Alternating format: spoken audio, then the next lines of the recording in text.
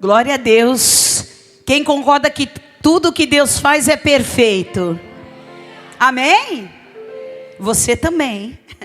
Você também foi feito à imagem e à semelhança de Deus para viver a vida de uma forma perfeita. Só que muitas vezes nós nos perdemos na nossa caminhada, nos perdemos nos nossos propósitos e deixamos que outras coisas ocupem aquilo que é o propósito de Deus na nossa vida. O ano de Gideão é o ano da gente ajustar o nosso propósito com o propósito de Deus e o propósito de Deus com o nosso propósito. Porque na verdade é um só. Existe uma vida que você pode viver do jeito que você quiser, o livre-arbítrio que Deus te deu. Ou você pode escolher viver aquilo que Deus te escolheu desde o ventre da sua mãe para você viver. E para isso, às vezes, a gente precisa ajustar algumas coisas na nossa vida. A gente precisa alinhar alguns pensamentos que estão distorcidos. Alguns pensamentos disfuncionais, né? Como a gente ouve muito falar, sabotadores. Isso faz com que a gente comece a sair um pouco fora daquilo que realmente Deus nos criou. Porque o lugar da tua alegria, da tua felicidade, da vida plena, da vida abundante que Jesus veio te dar. Ele veio para nos trazer vida. É a vida que você nasce e está vivendo. Mas Ele veio para te trazer vida abundante. E quantas vezes estamos sendo roubados dessa vida abundante? Estamos sendo roubados do propósito de Deus, porque alguma coisa, ela atropela, ela entra no nosso caminho. Situações que às vezes nós temos que superar. Traumas da nossa infância, na nossa adolescência. Coisas que nós tivemos que viver, passar. E que a gente não gostaria de ter vivido e passado. Mas quando eu começo a entender que se Deus governa a minha vida, e Ele permite certas coisas acontecerem comigo, eu preciso ter certeza de uma coisa: Ele não permitiu para me destruir. Ele não permitiu para acabar comigo. Ele não permitiu para que eu saia do plano perfeito dele na minha vida. Mas se Ele permitiu para que eu possa amadurecer. Para que eu possa aprender coisas que eu sempre falo aqui para vocês. Que só às vezes, na dor, ou estar longe, ou não estar vivendo o melhor momento da sua vida. Mas são esses momentos que vão te forjar o homem e a mulher que Deus criou e desejou.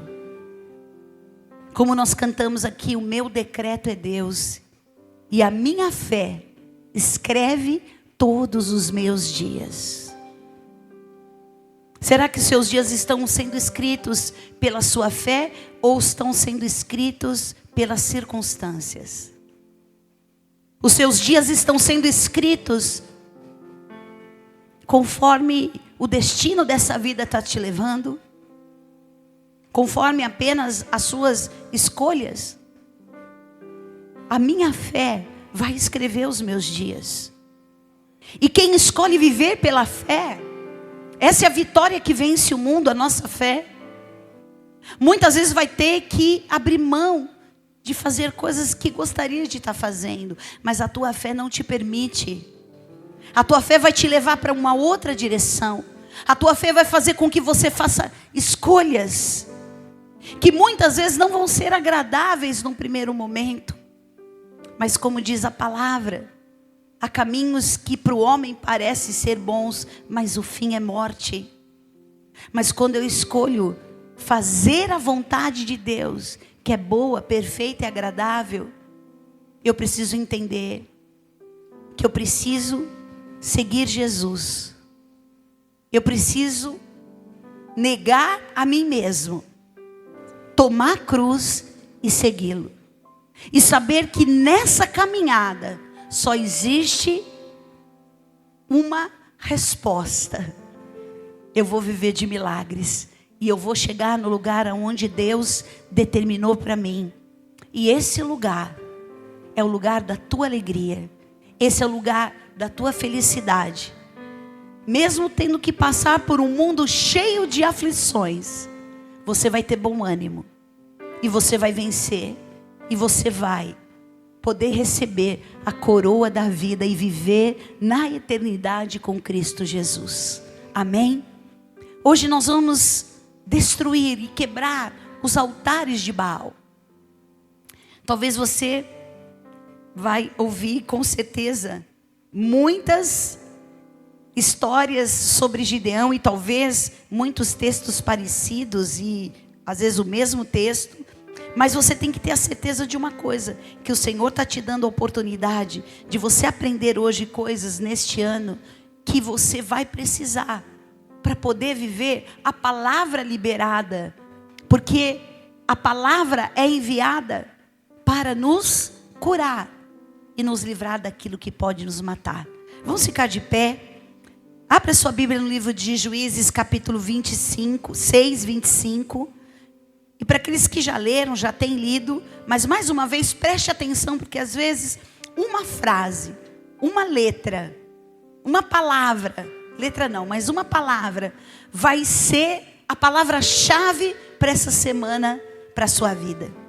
Naquela mesma noite o Senhor disse a Gideão, versículo 25: leve o touro que pertence a seu pai, a saber, o segundo touro de 7 anos, e derrube o altar de Baal, que é de seu pai. Tinha endereço, tinha o que era para ser feito e tinha o endereço certo. Amém, queridos? E corte o poste da deusa Azerá, que será junto ao altar, que está junto ao altar. E no altar desse lugar fortificado, faça para o Senhor, seu Deus, um altar em camadas de pedra. E depois pegue o segundo touro e ofereça-o em holocausto com a lenha do poste da deusa Azerá, que você irá cortar. Então Gideão levou 10 homens dos seus servos e fez como o Senhor lhe havia falado. Mas, porque teve medo da casa de seu pai e dos homens daquela cidade, não o fez de dia, mas de noite. De madrugada, quando os homens daquela cidade se levantaram, fala comigo, eis que o altar de Baal estava derrubado, e o poste da deusa Azerá, que estava junto dele, cortado. E o referido segundo touro tinha sido oferecido no altar, que havia sido edificado. E diziam uns aos outros, quem fez isto? E perguntaram, e inquirindo disseram, quem fez isso foi Gideão, o filho de Joás. Amém? Senhor, obrigado por esse tempo. Aqui está a tua palavra, e eu me coloco mais uma vez como instrumento nas tuas mãos.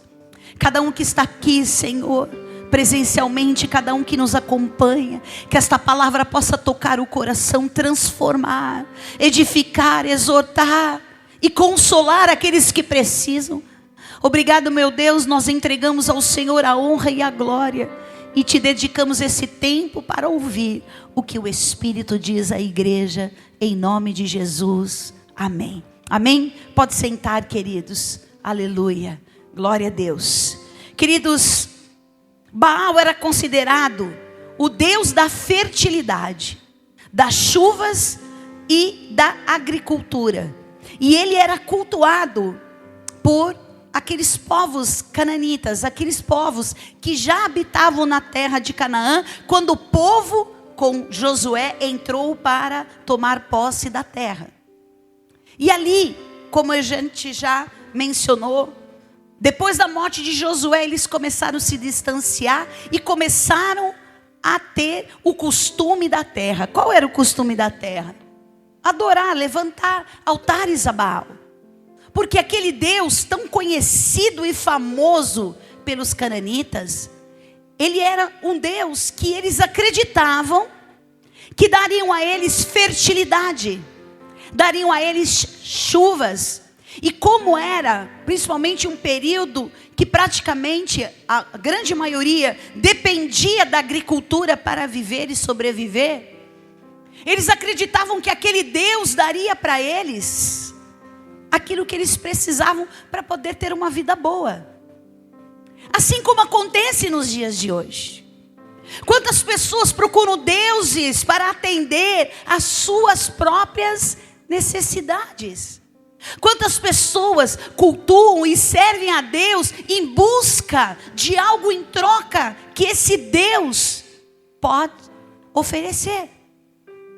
As pessoas não têm, muitas delas, o sentimento de apenas adorar o Senhor. E eu incluo isso também, não só as pessoas que servem um Deus pagão, ou um Deus que nós não acreditamos, mas até aqueles que acreditam em Deus, têm essa postura de troca. Eu sirvo esse Deus por conveniência, eu sirvo a Deus porque eu tenho determinadas necessidades, e aquilo que esse Deus prega, atende aquilo que eu preciso.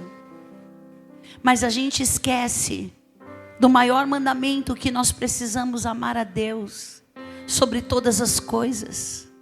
Nós precisamos entregar a Ele o nosso culto racional, apresentando o nosso corpo como sacrifício vivo, santo e agradável. Mas o que as pessoas mais querem hoje é conforto. Elas não querem renunciar a nada. Elas não querem mais pagar o preço.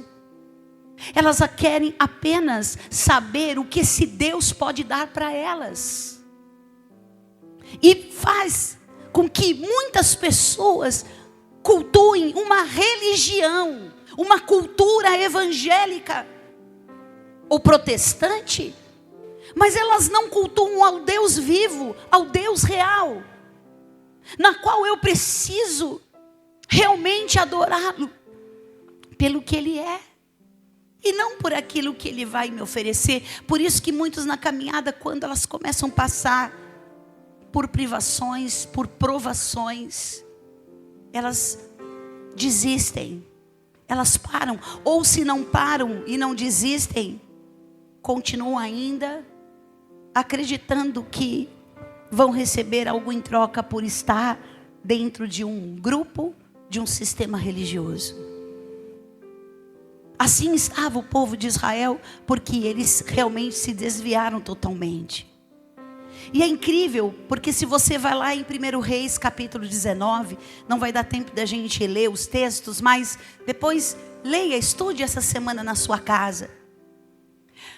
Mais de 350 anos depois que Gideão reinou, teve paz por 40 anos em Israel, novamente Baal volta em cena, está em cena porque muitos ainda continuavam a acreditar que Baal poderia dar a eles, porque isso era o que? O costume da terra. Eu não sei até quando, mas infelizmente o Brasil é conhecido pelo carnaval. E pode ter pessoas que não celebrem a festa da carne, mas a gente sabe que existe uma cultura no nosso país que está enraizado, que existe realmente algo que as pessoas, elas não conseguem. E aí vem geração, aí se levantam pessoas, talvez até dessas pessoas que um dia fizeram parte dessa festa, não praticam mais, não participam mais, mas vem a geração e aí continuam. Eu estou dizendo para vocês de algo cultural, mas que é espiritual. O Brasil, ele foi marcado pela a escravidão, foi marcado pela morte dos índios. O Brasil foi marcado por tantas coisas, o sincretismo religioso que aconteceu nesse país fez com que muitos inocentes e muitos sangues inocentes fossem derramados, e isso requer uma maldição nessa terra. Por isso que o povo que chama pelo nome do Senhor, se arrepender, se humilhar, se voltar para o Senhor, Ele virá dos céus, Ele vai perdoar os pecados, Ele vai sarar a terra. Nós precisamos derrubar os altares que os nossos antepassados levantaram. seja pela ignorância, seja pela cultura, seja pela tradição. Quando Deus nos chama, nós podemos sim fazer a diferença e mudar a história a partir de nós. Quando a gente olha para a vida de homens na Bíblia, como Elias, ele levantou para denunciar e falar para aquele povo que eles estavam cocheando, eles estavam divididos entre dois pensamentos. Eles não sabiam se Deus, Jeová, Yahvé, era o Deus deles, o Deus que os pais deles contaram, desde que eles saíram do Egito. E eles não sabiam mais se Baal também era Deus, eles estavam divididos. É como se eles adorassem, tanto um quanto o outro. E nós precisamos hoje derrubar aquilo que está tentando nos tirar da verdade. A verdade nos liberta. E de que maneira a gente vai fazer isso? Em primeiro lugar, nós temos que entender que vai ser através dos costumes mundanos. Como é que eu começo a quebrar a malignidade, essa maldição na minha família, que veio lá dos meus antepassados? Como é que eu posso mudar a realidade da minha casa? Porque eu preciso começar dentro da minha casa. Não foi onde Deus mandou Gideão começar a fazer uma mudança? Sim ou não? Sim, fala povo de Deus, sim. Isso. Ele falou, vai lá na tua casa, na casa do teu pai, e quebra aquele altar. Eu preciso quebrar. Eu já disse semana passada, o poder legal que dá ao inimigo o direito de vir e roubar e destruir. Gideão se levantou. Então a primeira coisa que eu preciso fazer é romper com o costume da terra. Eu fui acostumado a fazer dessa forma, a ir nesses lugares, não tem nada demais. Tem, porque é costume da terra, e o povo foi abrindo mão. Assim, queridos, ninguém cai da fé da noite para o dia. Quem concorda comigo? Começa com aquilo que você já baixa a sua resistência. Mas não é tão ruim assim. Mas não é tão errado assim. Eu vou baixando a guarda e eu vou fazendo concessões. Aí eu começo, querido, é uma frestinha. É uma coisa pequena, mas que o inimigo, a palavra diz que o diabo, ele é o pai da mentira. Que ele é um espírito destruidor. Ele vem para roubar, para matar e para destruir. E muitas vezes não é para fazer uma coisa só, é para fazer as três de uma vez. Basta o quê? Que o homem dê a ele uma oportunidade. E às vezes não é já dando uma oportunidade, mas já é tendo menos resistências. Jesus, ele foi levado ao deserto e Satanás foi lá tentar o Filho de Deus, no momento que ele estava fragilizado. Ele estava 40 dias em jejum. A sua carne estava vulnerável. E ele veio e usou a própria palavra de Deus para tentar Jesus. E você acha mesmo que se ele teve a cara de pau de fazer isso com o Filho de Deus, ele não vai fazer com a gente? Então tome cuidado, porque são coisas que nós vamos abrindo precedentes. E a gente não tem maturidade às vezes, porque a palavra fala que abismo chama abismo. É uma malignidade aqui, é outra ali. Quando você vai ver, a casa está contaminada. Então nós precisamos, como está em 2 Coríntios 2:11, para que Satanás não alcance vantagem sobre nós, pois não ignoramos quais são as suas intenções. Quais são os desígnios de Satanás? Se essa conversa aqui está me tirando do caminho, corte. A palavra de Deus fala: se o teu olho te faz pecar, compre um óculos. Use óculos escuros. Não, arranca o teu olho. É muito radical, queridos. Porque a palavra diz que é sim, sim, não, não. E o que for diferente disso provém do maligno. O inimigo sempre quer tentar nos convencer que não é bem assim. Não foi assim que ele fez com a mulher. Você não vai morrer. Não, se você comer desse fruto, sabe o que vai acontecer com você? Como Deus, você vai ser conhecedor do bem e do mal.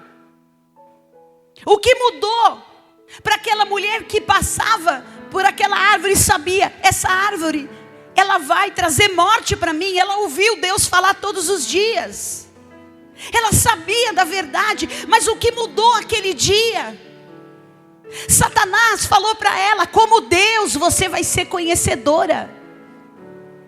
E a palavra fala lá em Gênesis 3, depois leia e veja.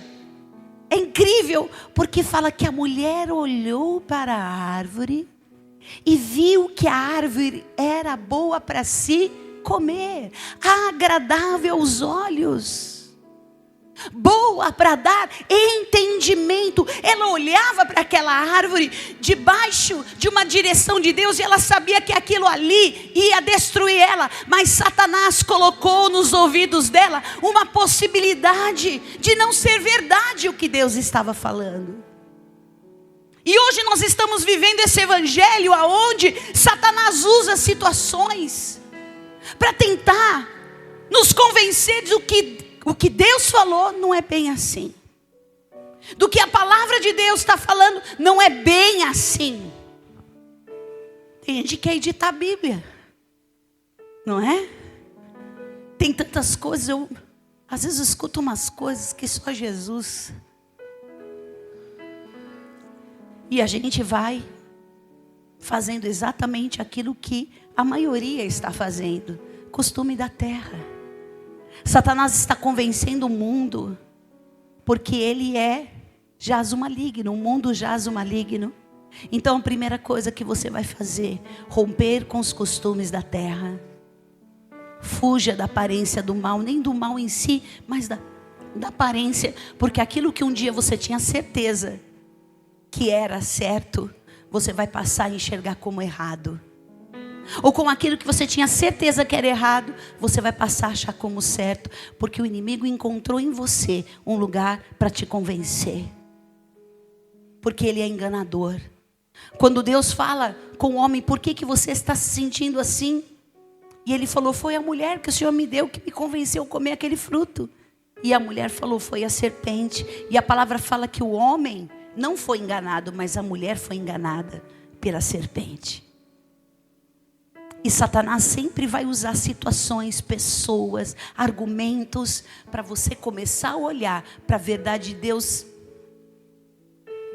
Não estou bem certo se é mesmo. E esse costume da terra entrou no coração do povo de Israel porque eles abriram precedentes. Amém? A segunda coisa, nós temos que vencer o engano do inimigo. 2 Coríntios 2:11. Para que Satanás, eu já falei, né? Não alcance vantagem sobre nós, pois não ignoremos quais são as intenções dele. Nós precisamos fugir dessa malignidade, porque eu vou falar uma coisa, querido. Se Deus fala que o diabo, ele pode se transformar em anjo de luz, para, se possível, enganar os escolhidos, como é que eu vou subestimar isso? Como é que eu vou falar: não, isso não pode acontecer? Pode sim. E ele vai tentar enganar? Vai sim. Por isso que nós temos que ser cheios do Espírito Santo. Nós precisamos conhecer a palavra, porque quando Satanás tentou Jesus com a própria palavra de uma forma religiosa, porque quando eu pego o versículo, eu tiro de fora de contexto, ele vira um pretexto. Mas quando a verdade de Deus está inserida naquilo que é a verdade. A palavra está inserida na verdade de Deus, não parte dela, mas a verdade absoluta. Eu tenho que entender, se Deus é bom, não é uma verdade relativa. Quando as coisas estão mal na minha vida, Deus não é tão bom assim, não. Deus continua sendo bom, mesmo quando tudo na minha vida não está bom. Amém, queridos? Deus não muda. E Ele fala, eu não mudo. Deus continua sendo bom. Deus continua sendo juiz. Deus continua sendo pai. Deus continua sendo criador. Mesmo que o mundo inteiro não acredita e não aceite isso. Então eu preciso tomar cuidado com as malignidades que Satanás tem plantado neste tempo. E queridos, é tanta loucura que a gente está vendo. Está se multiplicando mesmo a iniquidade. E o amor de muitos está se esfriando mesmo. Por isso que a palavra de Deus fala, para a gente guardar a nossa coroa, a gente guardar a nossa vida. E não deixar que a vida nos roube. E em terceiro lugar, ele tenta colocar a dúvida. Satanás plantou uma dúvida no coração da mulher. E na hora que ela duvidou, ela passou a enxergar a árvore com outros olhos. E é assim que acontece na nossa vida. A gente deixa de enxergar as coisas espirituais como um dia a gente enxergou. A gente deixa de enxergar o Senhor como um dia a gente enxergou. A gente deixa de enxergar a vida abençoada que Deus nos deu. Porque eu estou passando por um momento difícil, ou por alguns momentos, ou uma parte da minha história ruim. Eu preciso hoje quebrar esses altares, que fortaleceu tanto o inimigo e que criou tantos sofismas, e que me roubou a minha identidade espiritual. Roubou a minha alegria, roubou minha paz, roubou as minhas convicções. E eu não posso deixar que isso aconteça. E eu quero encerrar essa palavra dizendo para vocês, queridos, cuide da sua vida espiritual. Não aceite viver uma vida morna. Não se conforme com o presente século. Não busque a Deus pelas coisas que Ele pode te dar, mas sirva a Deus por amor e gratidão por tudo que Ele já fez na sua vida. Eu sei que tem dias que são difíceis. Eu sei que tem dias a gente não está tão bem, a gente não está tão animado, a gente não está tão focado, mas busque a presença do Espírito Santo de Deus na sua vida. Busque ter uma vida de oração. Porque às vezes você acha que Deus está distante de você, mas eu vou falar a realidade, é você que está distante dele. É você que deixou o seu primeiro amor. É você que deixou as práticas das primeiras obras. É você que não está mais edificando altares para o Senhor. É você que não está mais sacrificando e cortando aquilo que precisa ser cortado da sua vida, para que definitivamente você viva uma vida com Deus, não de mentira, não uma vida religiosa, não uma vida hipócrita, porque a gente vai ter sim. Eu vou ser perseguido, eu vou ficar desanimado, mas eu vou ficar de pé. E eu vou continuar confiando que o Deus que fez tantas promessas na minha vida, Ele não mudou. E eu quero terminar falando para vocês aqui, 1 Reis 18, 21. Depois Elias se aproximou de todo o povo e disse: até quando vocês ficarão pulando, trocando de um lado para o outro? Se o Senhor é Deus, sigam-no. Se é Baal, sigam-no. Porém o povo não disse uma palavra. Mas quando Elias levantou, restaurou o altar que estava destruído, derramou água e clamou e orou. O que aconteceu? Veio o fogo do céu e consumiu aquele altar. E aqueles profetas de Baal e do poste ídolo, olha aí de novo, os profetas de Baal, quase 400 anos depois de Gideão, Elias estava lá de novo, falando para o povo: vocês estão de novo divididos entre dois pensamentos. E estava de novo Baal ali. Era uma malignidade que eu preciso cortar definitivamente na minha vida, porque se eu volto a edificar aquilo que eu destruí, a mim mesmo me constituo transgressor. O povo continuou a edificar um altar que já tinha sido destruído. Gideão já tinha quebrado os altares, e ele passou a ser chamado de Jerubaal, aquele que derruba altares de Baal. Mas vinha de novo uma outra geração, e eles voltavam às mesmas práticas. E queridos, a palavra de Deus diz: se nós não pregarmos, as pedras clamarão. Se nós queremos uma próxima geração como essa, duas já que se levantaram nesse período, aonde quando eu me converti, eram 2%, 3% a população cristã evangélica nesse país. Hoje nós somos mais do que 50%. Quantas pessoas choraram, clamaram, morreram e não viram a restauração desse país? Muita coisa precisa acontecer. Jesus quer voltar e a palavra precisa ser pregada. Mas se essa geração não se levantar, a próxima, Satanás vai querer roubar para que não sejam mais aqueles que pagaram um preço pelo evangelho nesse país. E eu tenho certeza, eu sei o preço que eu paguei, o preço que a minha família pagou, e o preço que a minha família tem pago, junto com a família de muitos homens e mulheres de Deus que se levantaram para mudar a história desse país. Eu sei que o que eu posso fazer é muito pequeno, mas eu sei que o que eu já fiz já mudou muita coisa. E eu sei que eu deixo um legado para as minhas filhas, e eu deixo um legado para os meus netos e os meus bisnetos e tataranetos até Jesus voltar, porque eu não sei quando Ele vai voltar. E nós muitas vezes estamos de braço cruzado, deixando a malignidade entrar dentro da nossa casa. E que se essa geração não pagar, a próxima vai pagar. E hoje é tempo da gente se levantar, queridos, e fazermos a diferença, em primeiro lugar, dentro da nossa casa.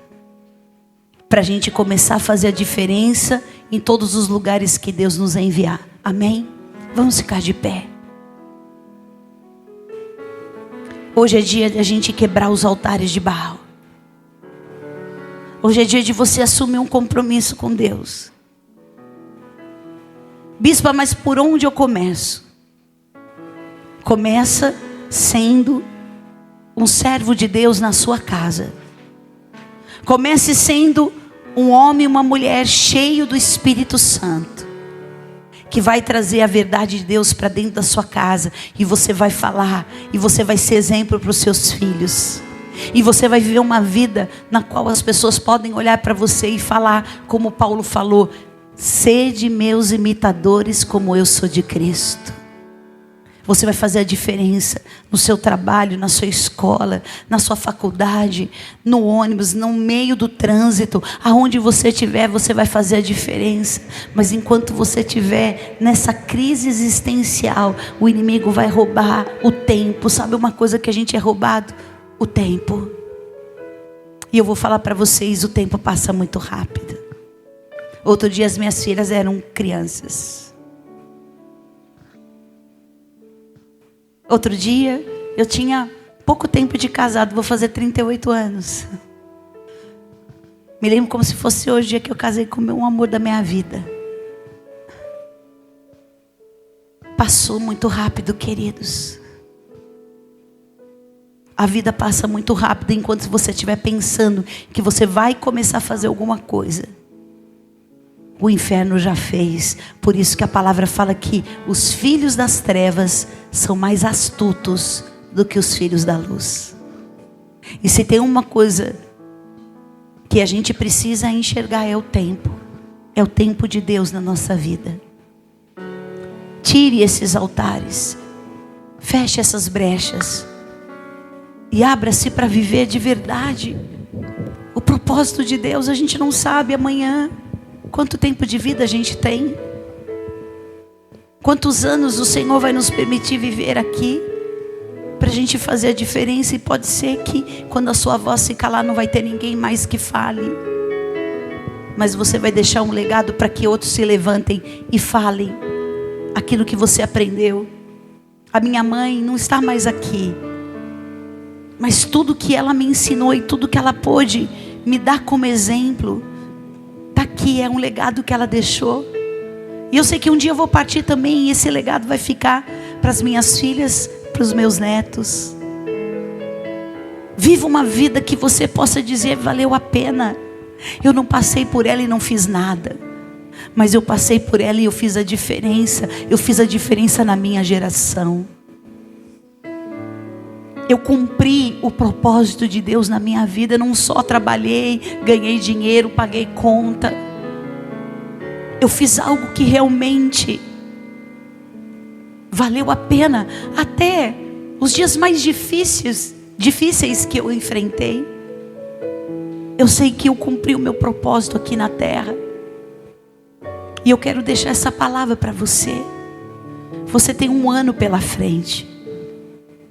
Comece a fazer planos para aquilo que você quer que seja mudado na sua vida. Se você continuar pensar, sentir e fazer as mesmas coisas, você vai terminar o ano como você terminou o ano passado.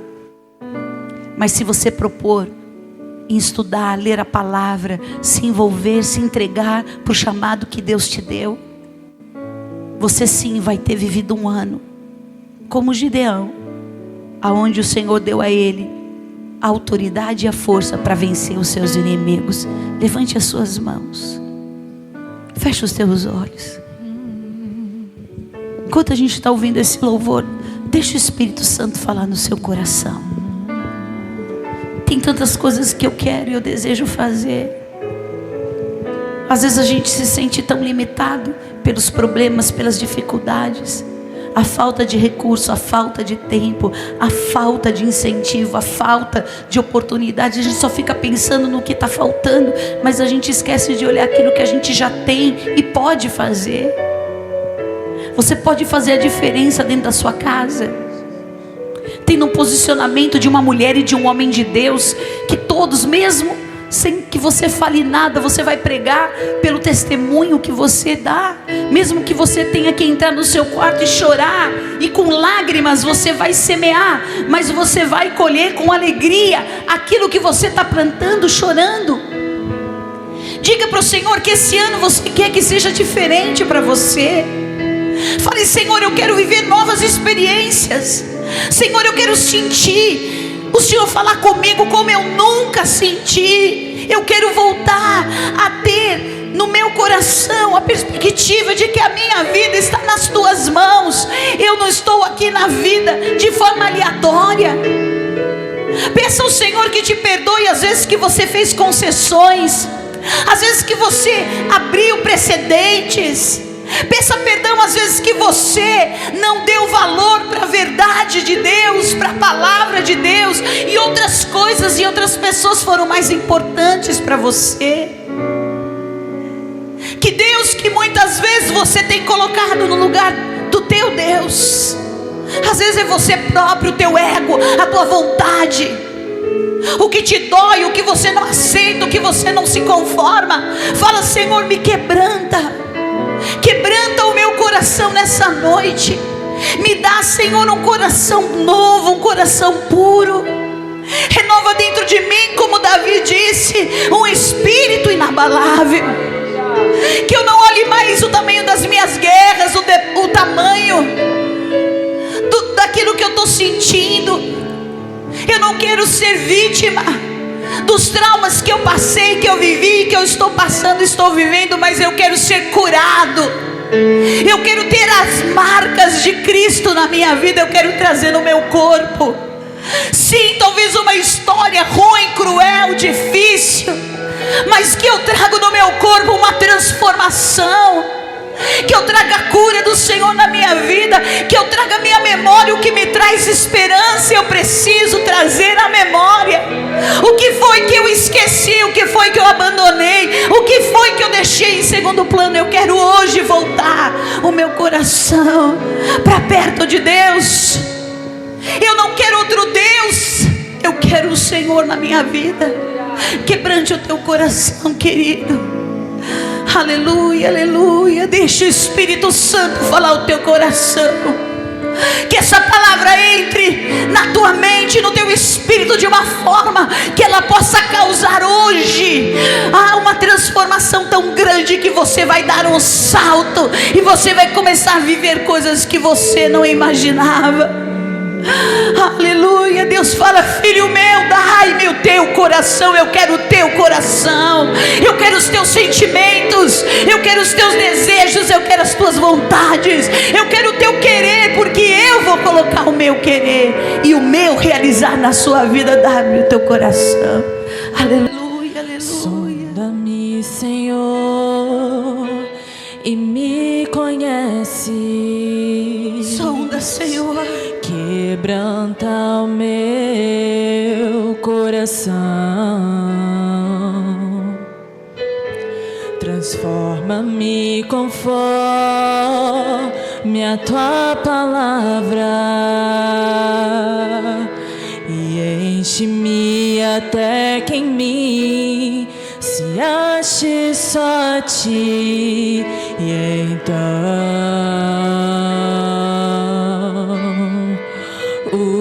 usa-me, Senhor,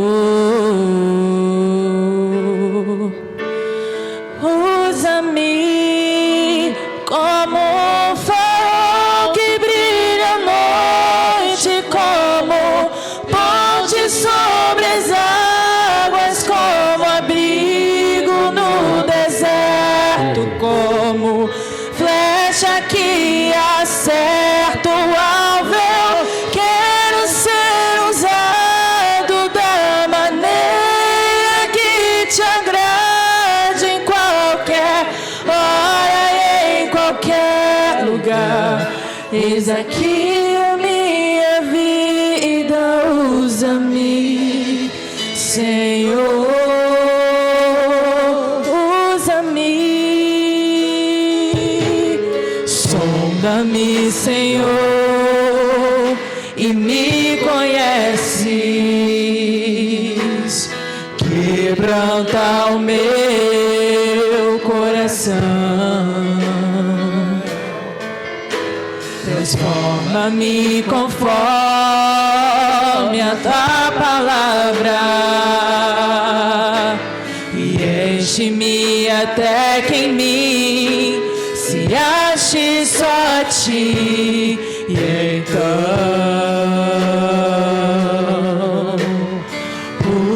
usa-me, Senhor, usa-me como um farol que brilha à noite, como ponte sobre as águas, como abrigo no deserto, como flecha que acerta o alvo. Eu quero ser usado da maneira que te agrade, em qualquer hora e em qualquer lugar. Eis aqui a minha vida, usa-me, Senhor, usa-me. A igreja. Som que brilha à noite, como ponte sobre as águas, como abrigo no deserto, como flecha que acerta o alvo. Eu quero ser usado da maneira que te agrade, em qualquer hora e em qualquer lugar. Usa-me, Senhor, usa-me. Sonda-me, quebranta-me, transforma-me, enche-me e usa-me. Sonda-me, quebranta-me, transforma-me, enche-me e usa-me. Sonda-me, quebranta-me, transforma-me, enche-me e usa-me, Senhor. Como um farol que brilha à noite, como ponte sobre as águas, como abrigo no deserto, como flecha que acerta o alvo. Eu quero ser usado da maneira que te agrade, em qualquer hora e em qualquer lugar. Eis aqui a minha vida, usa-me, Senhor, usa-me. Que o Senhor Jesus Cristo traga para o seu coração hoje esse quebrantamento. Que essa palavra traga reflexões durante essa semana. Porque o Espírito Santo tem saudade de você. O Espírito Santo tem ciúmes de você. E Ele deseja mais comunhão. Ele deseja mais entrega. Ele deseja mais ser seu amigo, ser seu conselheiro, ser presente em cada momento da sua vida. Porque é Ele que vai te ensinar todas as coisas. Que esta palavra do Senhor seja hoje um divisor de águas na sua vida, e que a partir dela você comece a ter um posicionamento tão firme, tão firmado, e que você passe a viver coisas novas e surpreendentes que você não imaginava. Porque o Senhor espera de você esse conserto, essa mudança, como Ele desejou na vida de Gideão, como Ele desejou na vida do seu povo. E o Senhor está pronto para mudar a história da sua vida, à medida que você se entregar e deixar Ele cuidar de cada detalhe. Que o Senhor te abençoe e te guarde. Que o Senhor resplandeça sobre ti o seu rosto. Que as ricas consolações do Espírito Santo de Deus seja sobre a tua vida, e você tenha uma semana diferenciada, onde Ele vai te despertar. Ele vai te acordar no meio da madrugada. Ele vai te chamar durante o dia, dizendo: vem para a minha presença, porque eu tenho para você coisas grandes e firmes que não sabes. Vai em paz, eu te envio. E como serva e ministra do Evangelho, eu te abençoo em nome do Pai, do Filho e do Espírito Santo de Deus. Amém. Amém, queridos. Deus abençoe. Amém.